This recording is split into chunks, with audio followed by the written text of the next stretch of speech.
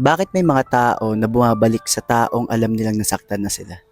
Siguro, may mga tao kasi na mas nangingibabaw sa kanila yung love and mas gusto nilang balikan yung happy moments na pwedeng mangyari ulit kesa mag-look forward dun sa mga pain na pwede nilang ma-experience ulit kung papatawarin nila yung tao. Ikaw? Ako siguro kaya may mga bumabalik na taong ganun. Kasi parang natatakot na sila magmahal ulit. Ng iba? Oo.